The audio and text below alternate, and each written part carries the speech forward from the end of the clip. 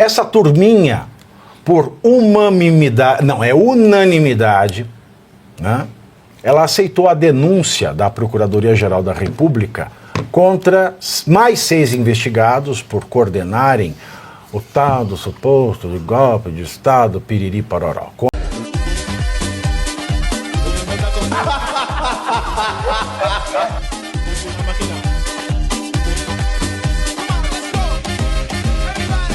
Você imagina uma grande cidade sem Jockey Club, professor Soares? Não. E a pressão tá grande. Você imagina uma grande cidade sem Jockey Club? Não existe. E a pressão tá grande em cima disso. Pra quê? Pra fazer um parque pra mendigo morar? Porque eu falo mendigo ainda.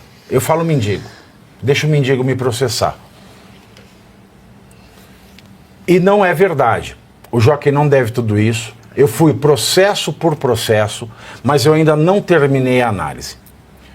E eu já garanto a vocês que acordando às 4 da manhã todo santo dia, falando com um monte de gente, para olhar, talvez eu sempre consiga olhar a pauta do programa às 11 da manhã, porque das 4, das 5 às 11, eu estou checando tudo, eu estou olhando o processo, eu estou falando com as pessoas.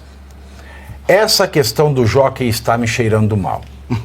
Que dúvida. E como uma pessoa que recebeu generosamente desta cidade o título de cidadão paulistano, porque eu escolhi São Paulo para viver,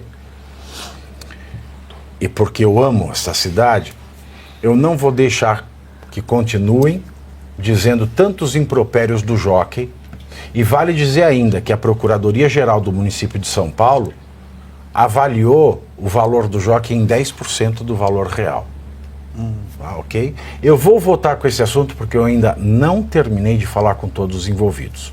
Dito isso, é num desabafo que eu precisava fazer, porque eu vou voltar com isso completo, porque ninguém está olhando esta questão com cuidado. Eu volto agora para Brasília, que é o lugar que eu menos gostaria de voltar, Brasília. Brasília, meus queridos, Brasília tem sido o inferno do brasileiro. Quando o Bolsonaro, ele foi sagrado vencedor na eleição de 2018, eu lembro do discurso que ele fez, muito improvisado, ao estilo do Bolsonaro, e ao final desse discurso ele dizia: menos Brasília e mais Brasil. E nós começamos a viver menos Brasília e mais Brasil, e vivemos menos Brasília e mais Brasil em 2019, 20, 21 e 22. Acontece que, com a eleição, porque existem fraudes processuais, eu já cansei de falar, como a do calendário para resoluções do TSE, nem entro no assunto de urna eletrônica, nós voltamos a viver mais Brasília, menos Brasil. Mais Brasília, menos São Paulo, mais Brasília, menos Minas, mais Brasília, menos Rio Grande do Sul, mais Brasília, menos Rio de Janeiro, mais Brasília e menos qualquer estado desta federação de mentira. Federação porque fede e não porque é composta de estados federados. Então, voltando a Brasília, resumindo a tragédia anunciada de ontem, a primeira turma do Supremo Tribunal Federal, que está sequestrado pelos ministros que compõem e foi tornado MSTF. Repito, faço questão de insistir. Essa turminha, por unanimidade, né, ela aceitou a denúncia da Procuradoria-Geral da República contra mais 6 investigados por coordenarem o tal do suposto de golpe de Estado, piriri pororó. Com a aceitação da denúncia da PGR, se tornaram réus Silvanei Vasquez, ex-diretor-geral da Polícia Rodoviária Federal, Marcelo Costa Câmara e Felipe Martins, que são ex-assessores de Bolsonaro, Marília Ferreira de Alencar e Fernando de Souza Oliveira. Delegados da Polícia Federal e Mário Fernandes, que é ex-secretário executivo da Secretaria-Geral da Presidência. Durante o julgamento de ontem, o advogado é um herói brasileiro, eu faço questão de dizer isso. É um herói porque eu conheço o seu caráter, é uma pessoa que vive com humildade, é uma pessoa que se preocupa mais com os valores transcendentais, como moral, como respeito, como justiça, como Deus, do que com valores financeiros, por isso ele é um herói. O advogado Sebastião Coelho, que representa Felipe Martins na ação, perguntou pelo paradeiro da chamada minuta de golpe. Vocês lembram que quando eu analisei aqui o protocolo das denúncias, eu falei para vocês, eu li tudo aquilo, né, quase 2.000 folhas, e não achei a minuta do golpe. Fala-se tanto do golpe, da minuta do golpe, não tem a minuta do golpe. O Sebastião Coelho, corajoso, como todo herói, o que me alegra e ao mesmo tempo me preocupa, ele perguntou, tá, mas e a minuta do golpe? Que vocês falam tanto, mas não tá lá. E o Alexandre de Moraes fez o Paulo Maluf. Sabe o que é fazer o Paulo Maluf?